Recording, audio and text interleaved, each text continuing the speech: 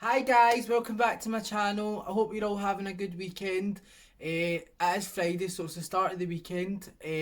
So today I wanted to do another murder mystery, and this is one that I actually find quite interesting because the killer, like the serial killer, was never caught.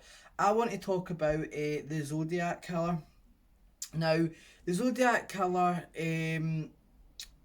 was he killed five young couples in San Francisco between December 1968 and October 1969. He actually mostly he would target couples, but one man actually did survive. The Zodiac killer himself, he claimed that he'd killed like 37 people, but the police only know of like five victims for definite, but it wouldn't surprise me if he did kill more than five because he was like a serial killer. So we'll get stuck in. So even though he's claimed to have killed like 37 people, there's only five that the police know of, as I said, and there's a survivor. So his first killings started on the 20th December 1968 when he murdered David Arthur Faraday and Betty Lou Jensen. He was 17, she was 16.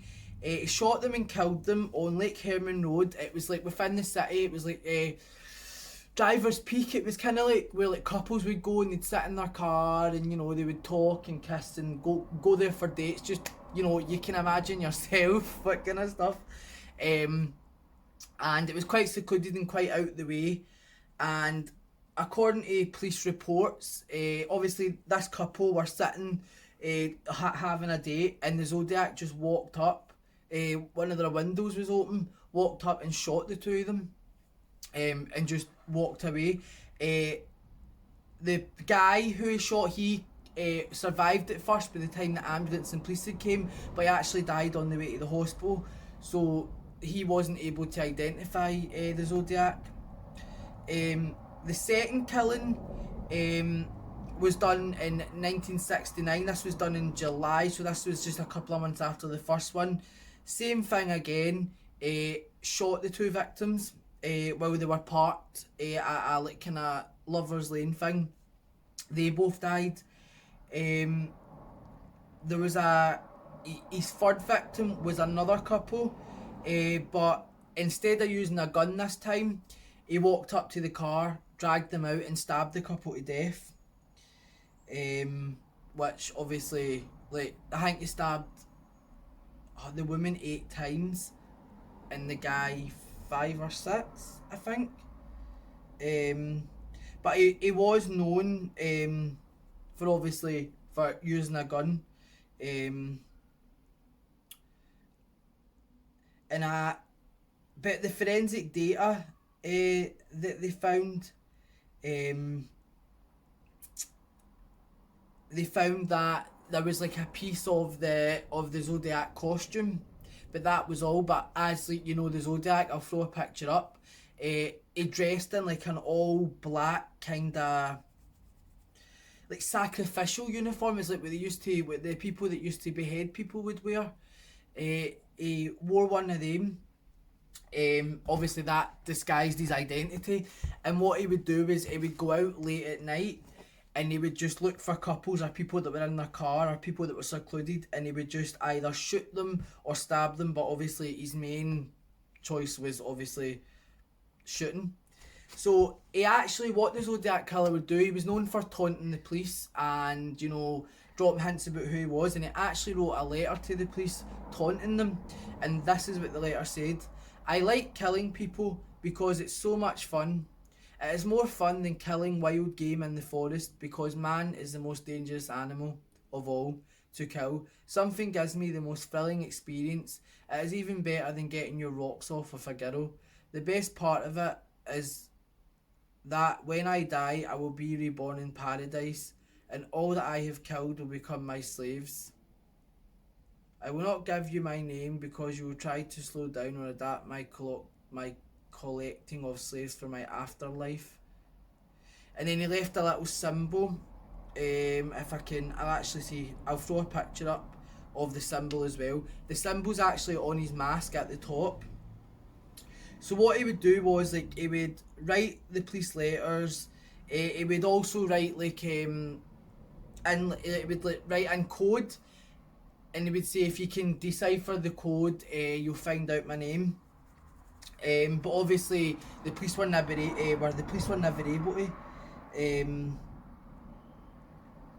But there was somebody that had detected that, well, they thought they had, and it was they. I think the name. Hold on, I've wrote it down here. 2 seconds.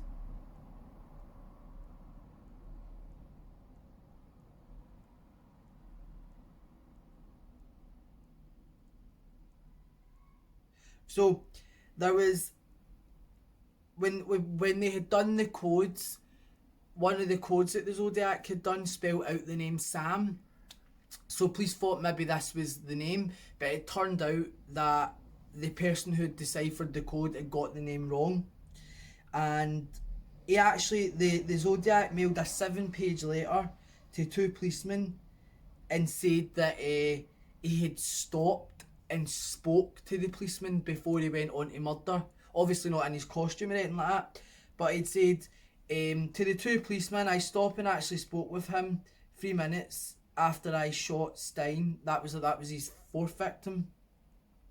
But in 1 year after the murder, a swatch of his 3rd victim's shirt to see if they had any traces of DNA or blood or anything like that, and they'd actually found a trace of blood. But by the time they got that back to the labs and stuff like that, it wasn't the victims. Sorry, it wasn't the Zodiacs, it was actually the victims. So that was like some false hope. And then 1970, the murders just slowed down. There was no more letters, there was no more harassment phone calls to the police, there was no more, sending codes to the police. Like, it just completely stopped. But what I think, which I obviously think could maybe be possible, like, we don't know if the Zodiac Killer went on for many years to kill more. Because if he was never caught, that's a possibility. Like, a serial killer doesn't just stop killing. Like, a serial killer continues to kill. And it's a mystery that to this day they still don't know who the Zodiac Killer is. It's crazy. And to this day the case gets opened, shut, as they're still trying to decipher it, but they still can't. So what we've actually learned in today's video is the Zodiac Killer, he had 5 victims. His method was shooting or stabbing. He was one of those serial killers that would taunt the police and stuff like that, but that is quite common. And obviously he wore like the ceremonial robe to hide his identity.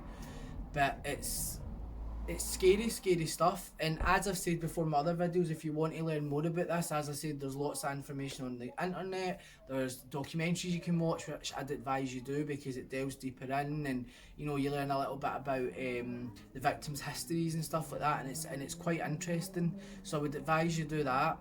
But I'm going to leave it for today. I hope everyone has a great weekend. Stay gorgeous.